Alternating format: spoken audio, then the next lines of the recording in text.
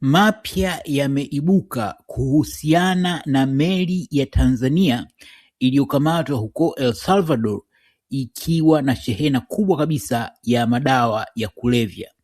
Makala hii inaeleza kwa kina japo kwa kifupi kuhusu hayo mapya yaliyoibuka kuhusiana na swala hilo.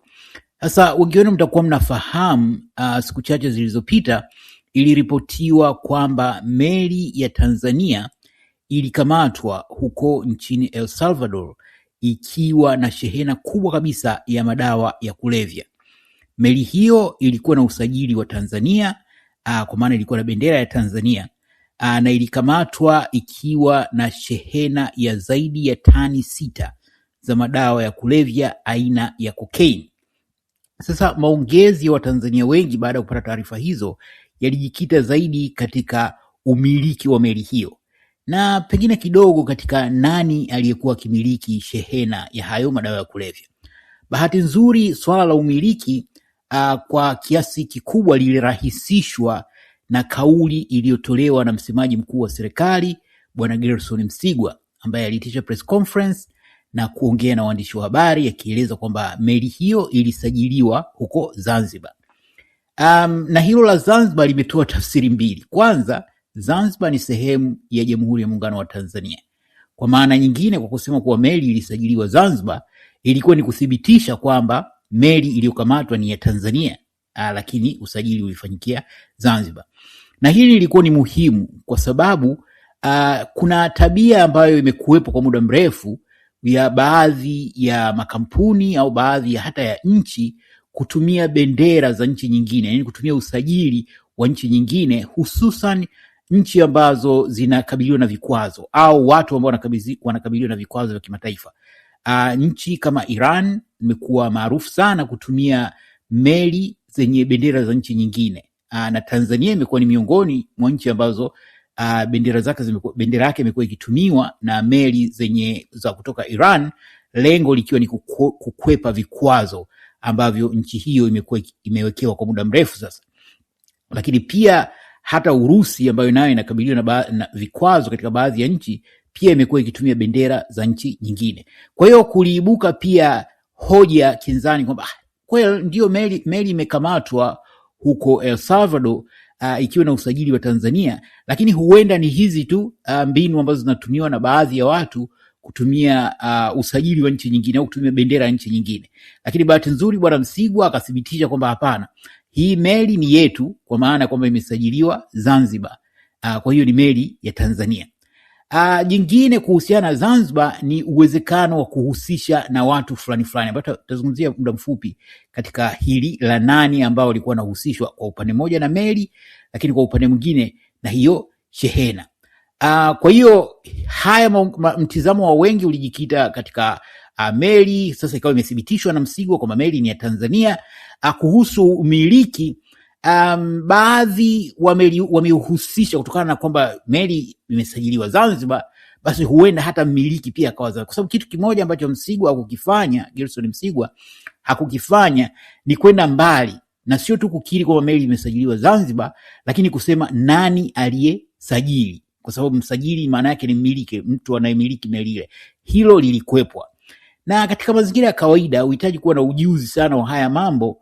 Serikali ambayo inajali hadhi yake, kwa sababu hii imechafua hadhi ya Tanzania kimataifa, kwamba inaonekana ni taifa ambalo linajihusisha na biashara ya madawa ya kulevya kimataifa. Hiyo sio siri, kwa sababu kwa muda mrefu Tanzania imekuwa ni moja ya vituo muhimu vya biashara ya madawa ya kulevya. Angalau miaka hivi karibuni imekuwa nafuu. Miaka ya huko nyuma, zama za utawala wa Jakaya Kikwete, Tanzania ilikuwa ni nchi inayoongoza, miongoni mwa nchi zinazoongoza duniani kwa usafirishaji na uingizaji wa madawa ya kulevya, yani kama ku-export na import madawa ya kulevya. Huko nyuma Tanzania ilikuwa na rekodi hiyo.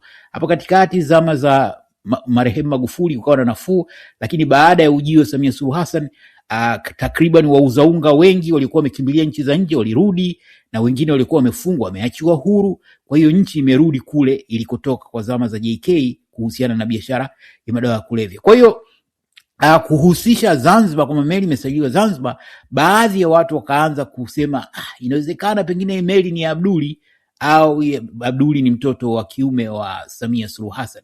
Na kuhusishwa kwa Abdul na meli hiyo kumechangiwa zaidi na ukweli kwamba huyu kijana inasemekana yupo katika kila biashara.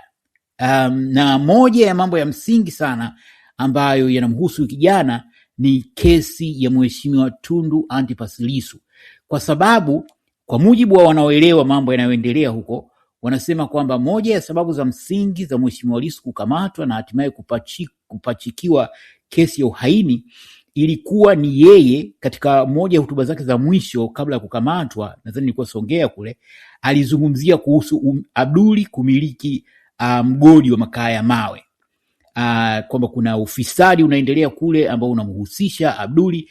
Sasa katika kuona kwamba huyu bwana sasa ameanza kuzungumzia hizi tuhuma nzito, ni vema tumdhibiti. Kwa hiyo ndio ikafanyika jitihada ya kumkamata na kumzushia kesi ya uhaini, na mpaka leo nakaribia mwaka mzima akiwa yuko jela. As long as Lissu yuko jela, wao wanaona kwamba wako. Kwa hiyo kuna mantiki ya wanaomhusisha Abduli na hii meli ya madawa ya kulevya, kwa sababu kijana yuko katika kila biashara, madini, mengine chungu bovu, mpaka uingizaji wa vyakula, uingizaji wa sukari, bandari na kila unachoweza kufikiria. Sasa wengine wanakaa wanajiuliza, hii ni utoto au ni kitu gani? Kwa sababu hata hizo pesa ukishakuwa nazo nyingi kiasi, kwanza kuwa mtoto tu wa rais, maana yake una access na kila unachokihitaji. Sasa ukishakuwa nayo mabilioni ya fedha, anamiliki magari yenye thamani kubwa kupita maelezo. Sasa ukishakuwa na vitu hivi, maana yake haingia akilini katika mazingira, lakini hilo tuliache kando kwa sababu sio mada ya makala hii. Kwa hiyo umiliki wa meli hiyo umehusishwa kwa namna fulani na Abduli kutokana na ushiriki wake katika biashara mbalimbali, na nyingi zikiwa zenye harufu ya ufisadi. Hata hivyo hilo halijathibitishwa. Ni kuhusisha na tuhuma, katika kanuni ya asili ya sheria inasema kwamba tuhuma zinabaki kuwa tuhuma mpaka zitakapothibitishwa. Lakini kuna upande wa pili, kwa sababu kuna umiliki wa meli na umiliki wa ile shehena. Sasa hili la umiliki wa shehena ndilo hasa madhumuni ya makala hii, kwa sababu kwa mujibu wa taarifa ambazo hata hivyo Jasusi TV haiweza kuthibitisha kwa 100%, inaelezwa kwamba ile shehena madawa ya kulevya, licha ya kukamatwa kule El Salvador, kituo cha mwisho kilikuwa ni Tanzania, kwamba madawa yale ya kulevya yalikuwa yanakuja nchini Tanzania. Na yanakuja kwa namna kwa ajili gani? Ni kuua ndege wawili kwa jiwe moja. Of course madawa ya kulevya yakifika Tanzania, wauza unga watafanya biashara yao kama inavyofanyika sasa hivi. Lakini kwa mujibu wa maelezo ambayo ni muhimu kusisitiza kwamba Jasusi TV haijajiridhisha kujua ukweli wa maelezo hayo, ni taarifa ambazo zina mantiki kwamba madawa haya ya kulevya pia yalikuwa na mwelekeo wa kisiasa. Hali iko hivi, pamoja na maneno mengi yanayosema Samia Suluhu Hassan kwamba hali iko shwari, nchi inaendelea vizuri, na akaendelea kufanya hata kebehi kusema kwamba vijana sasa hivi wanaogopa kujitokeza hadharani kuandamana. Ukweli ni kwamba watu wengi, Watanzania wengi wana hasira, Watanzania wengi wana ghadhabu, Watanzania wengi wana kisasi, kwa sababu huwezi kuua watu 10,000 na zaidi halafu mambo yakaenda kuwa kawaida. Na hata ukiangalia baadhi ya matukio yanayotokea, kwa mfano jana kuna video moja ilikuwa na trend ya askari mmoja na silaha anataka kumkamata mtu. Ukiangalia ile tension iliyokuwepo pale inakueleza kitu fulani, ni kwamba ni swala la muda. Hii hasira iliyokuwepo inatafuta tu upenyo, yani kama vile maji yamejaa kwenye chombo kwa wingi, yanatafuta upenyo wa kutoboka ili yaweze kutoka kwa wingi wake. Kwa hiyo hilo na watawala hawa wanaelewa, kwa sababu watu wanapofanya vitu vibaya haimaanishi kuwa hawaelewi, hawajui athari zake zikoje. Pamoja na hayo naongelewa majukwani, Samia anafahamu kwamba watu wana hasira, watu wana kinyongo na wanasubiri tu wakati mwafaka. Kwa hiyo madawa ya kulevya yanahusiana vipi na hili? Kwa mujibu wa taarifa ni kwamba ule unga ulikuwa uletwe umwagwe mtaani ili kusitokee Oktoba 29 nyingine. Ukisha wafanya vijana kuwa mateja, ukisha uzungusha unga kwa wingi, basi umeua kizazi ambacho kesho na kesho kule kinaweza kusimama kutaka kudai haki yao. Hii ulikuwa ni mkakati wa muda mrefu, kwa sababu huwezi kumwaga unga leo alafu kesho vijana wote wakawa wameutumia na kesho vijana wote wakaacha kudai haki zao. Ilikuwa ni long term plan, lakini lengo ni lile. Mtu aliyeweza kuua zaidi ya watu 10,000 hashindwi kupata sumu ya kuliangamiza taifa kwa namna nyingine. Hiyo ni kwa mujibu wa taarifa ambazo Jasusi TV imezipata. Je, una maoni gani kuhusiana na hilo? Karibu tuwe maoni yako hapo chini kwenye comment. Asanteni na kwaheri.